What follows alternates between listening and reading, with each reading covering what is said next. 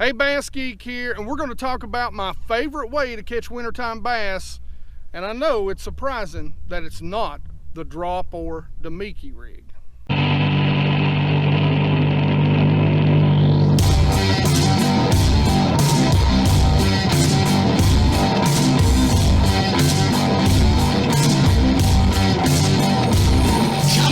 Guys, the Alabama rig in cold water is absolutely my favorite bait to fish. You can cover water with it, and there's nothing like it that's going to get you more bites, in my opinion, and a lot of times it's going to get you bites or multiple bites in that cold weather. An Alabama rig during the winter time is awesome, and it really gets good as we get into late winter, early spring, and into that pre-spawn time of year. You know, you may have to slow down, throw some other things. When you're fishing the heart of winter, in the coldest of cold times, that's when maybe I won't throw it as much. But on those warm days, you get those 1 or 2 or 3 days during the winter time where you get some above average temperatures, man, that's when you can crush them on an Alabama rig. So let's talk about my setup with the Alabama rig. Now, when it comes to the Alabama rig, I've got a couple different rods and reel combos that I throw. 90% of the time, both rods are going to have my Lew's BB1 Pro. You just cast it a mile. It's a good heavy duty. It's made for crankbaits, deep crankbaits, small crankbaits, and it can handle the weight of the Alabama rig with no problem whatsoever. Now, the other thing is, a lot of times, if you're just starting out throwing the A-rig, 20-pound mono, you get some forgiveness there. So if you backlash, you're not going to lose a bait that's $20, $30, $40 worth of gear, okay? So mono. Me, I generally throw it on 15 to 20-pound fluorocarbon. Yeah, I know some of you are going to say 15, and I know a lot of you are going to say, oh, you know, you got all those wires on there. So, you know, if they see that, they're going to see, you know, it's fine to throw it on braid. Well, I'm going to give you an experiment. Here's what I want you to do when it comes to an Alabama rig. There's an old game, I don't remember what it's called, I think it's called Telephone or something like that. But basically you take 2 cans. So go eat you some chicken noodle soup or make you some tomato soup with some grilled cheese. But get you 2 cans, punch a hole in them, take you a piece of string, take you a piece of braid, for all I care. Tie you a knot in both sides so it don't pull through, and then pull that tight and talk into one side while the other person listens. Vibration. For me, we've all heard the vibration, and what travels faster in water than it does air? Sound.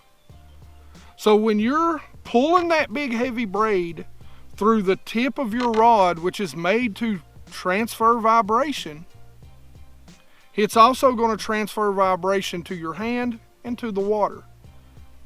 And when that big spaghetti noodle is coming right by that fish, if they don't care about seeing it, that vibration is going to bother the shit out of them. My point is, I promise you, you're going to get more bites on mono or fluorocarbon than you are on braid. I guarantee it. You can argue with me all day long. I can give you scientific facts and proof that you'll catch more with it. That being said, you get a backlash on braid while throwing a heavy A-rig, you're going to snap that knot and you're going to lose it. All right, so let's get back to it. Guys, really, and again, I keep it real simple. You guys seen in an unboxing, I'm going to try some of the, what are they, Little Dippers from Reaction Innovations. I've heard a lot of people like those because they don't have as much of a tail swing as these.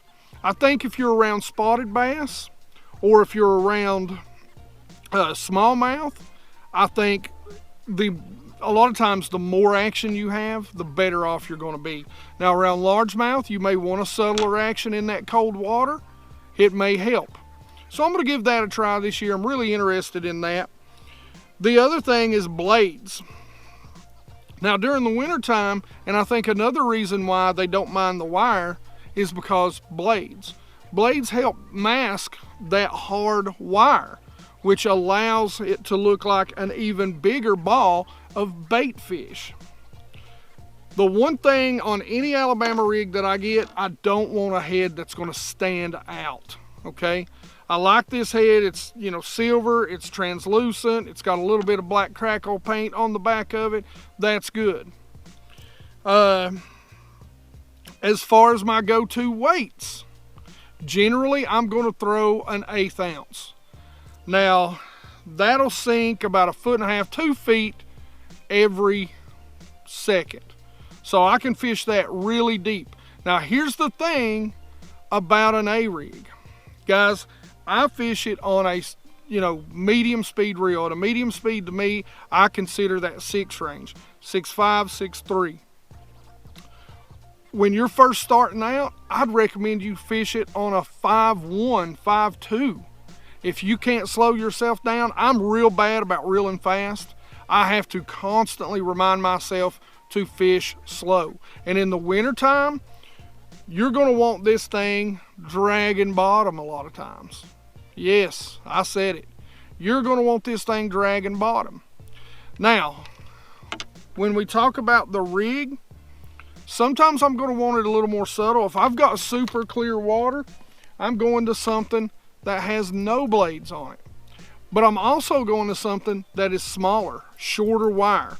This is, and very easy to find, very inexpensive when it comes to A-rigs, and a staple. If you're starting out, this is one I'd absolutely recommend. It's a little smaller. This is the Umbrella, okay? Now you can get them with the blades. They're called the Flash Mob and the Flash Mob Junior. Here's the Flash Mob. It's got the bigger blades on it.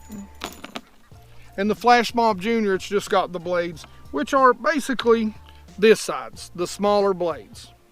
Another thing, when it comes to rigging these, guys, I use heads that have a screw lock head.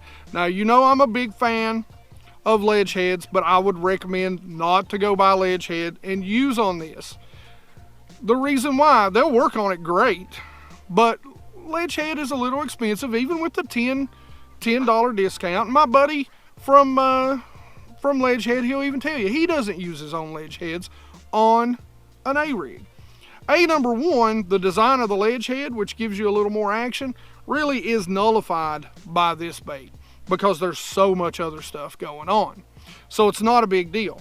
So just a good old, this is a good old, I don't remember who makes them, but a good old, I think 6 cents makes a screw lock head, so you can find those.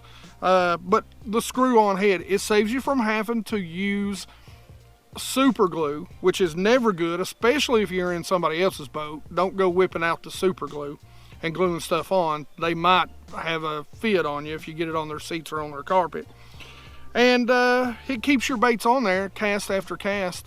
A lot of times I'll get the tails of these baits ripped off and the bait will still be on there. Now, one good thing about using the screw lock heads is I can actually unscrew these and put a different color on, and I can reuse these bad boys. I can screw them right back up there. I keep a little pack so that I can reuse these. And if you use Mend It, if you haven't seen Mend It, go out and check it out.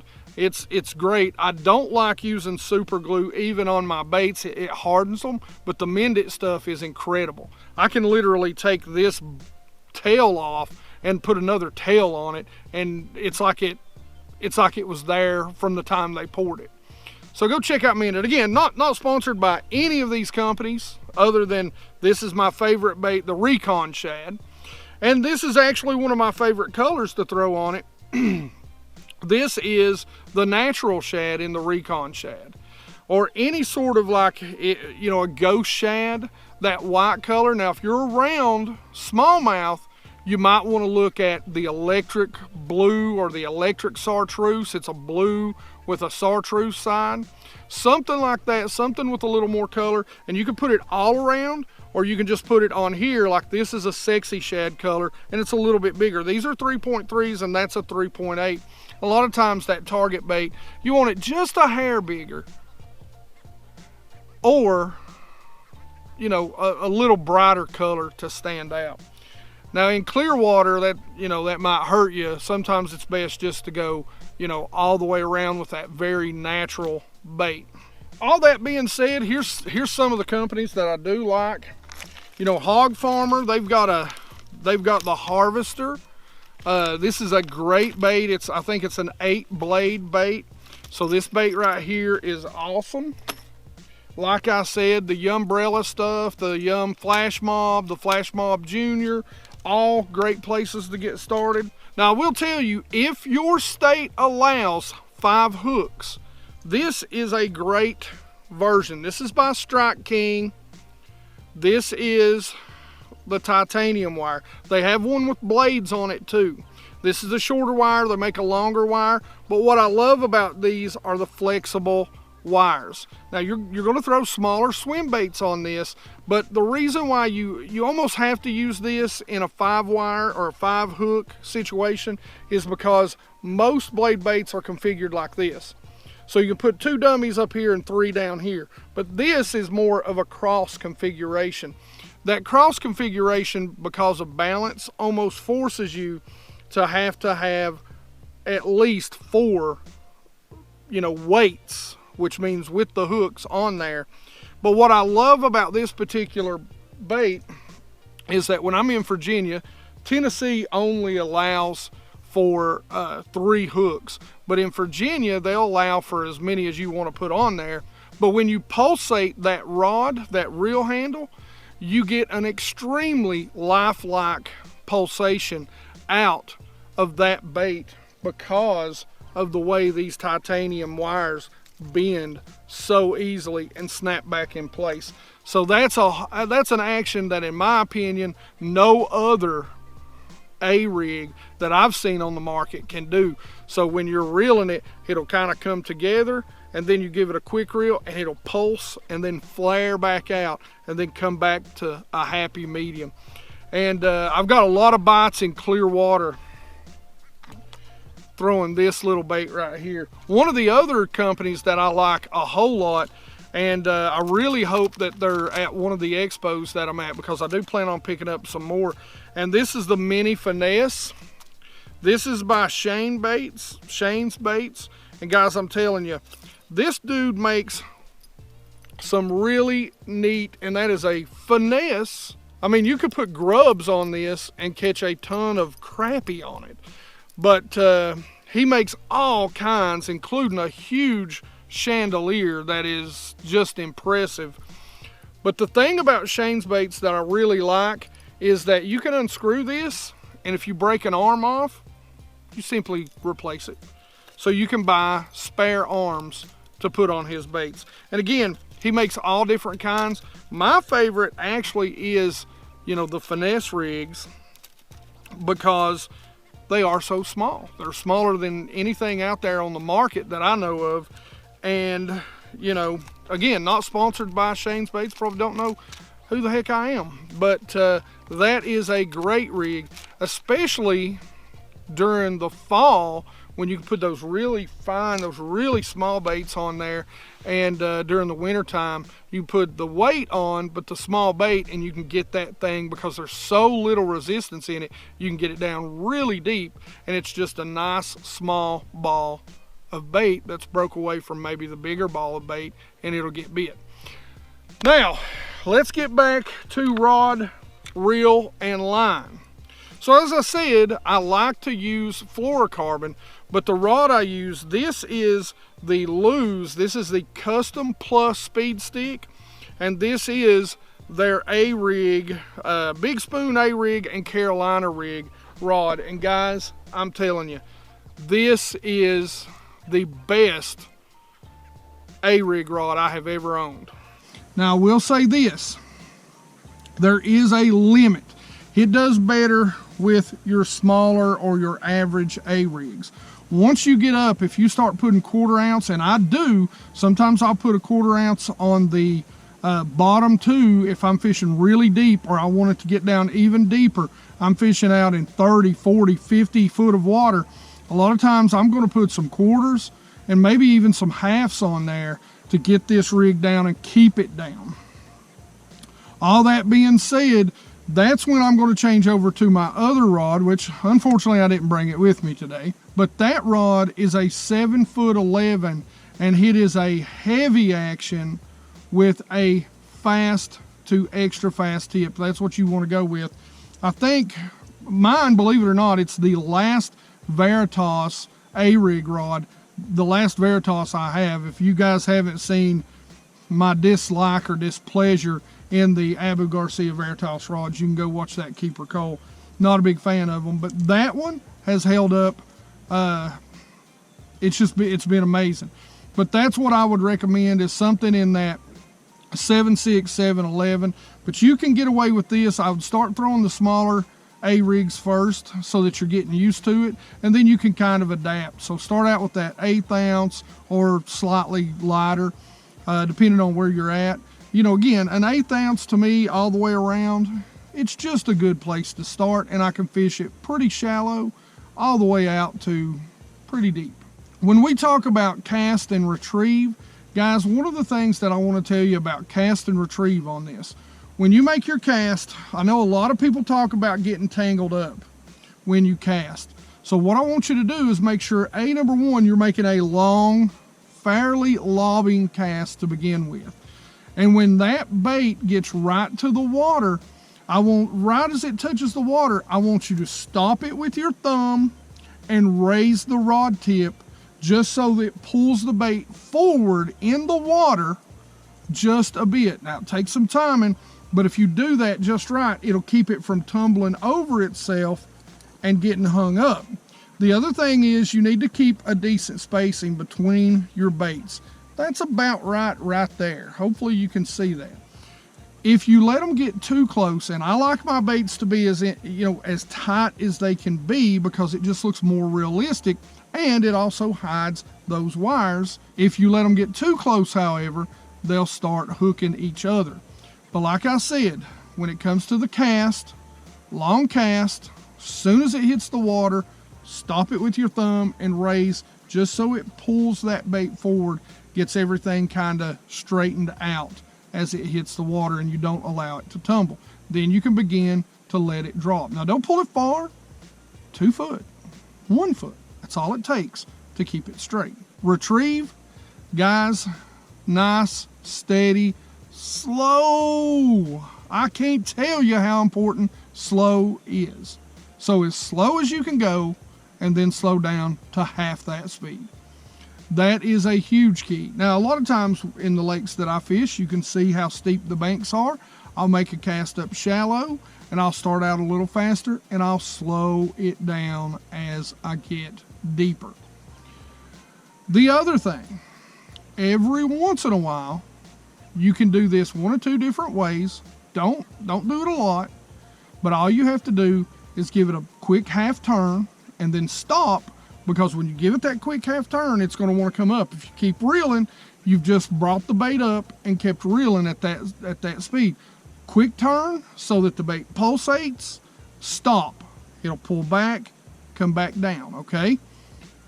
Every once in a while. Don't do it too often. When you first start out, make sure that you're just slow retrieving it. Slow retrieving it. You can do it with the reel handle, or you can do it with the rod tip. You can just give it a nice little twitch. I would recommend the little twitch with the rod tip if you're starting out with the A-rig. All right, guys, as you can tell, it's getting dark around me, and it's getting daggum cold. So it's time for me to get the heck out of here, because I didn't bring, it's one of those freak warm days here just a few days before Christmas. So I got to get off this lake before I get hypothermia. All right, as always, guys, if you got any questions about the A-rig, make sure you put them in the description below. I'll try to put links to all this in the description as always. But if I don't get one or I miss one, like I said, guys, there's a ton of people out there that make good A-rigs. And something that I'm actually going to do is I'm going to do a video to teach you how to make your own A-rig here, hopefully in the next coming weeks. All that being said, like it if you like it. Don't forget to subscribe. Make sure you ring that bell so you get the notifications when these videos come out. And you guys rock.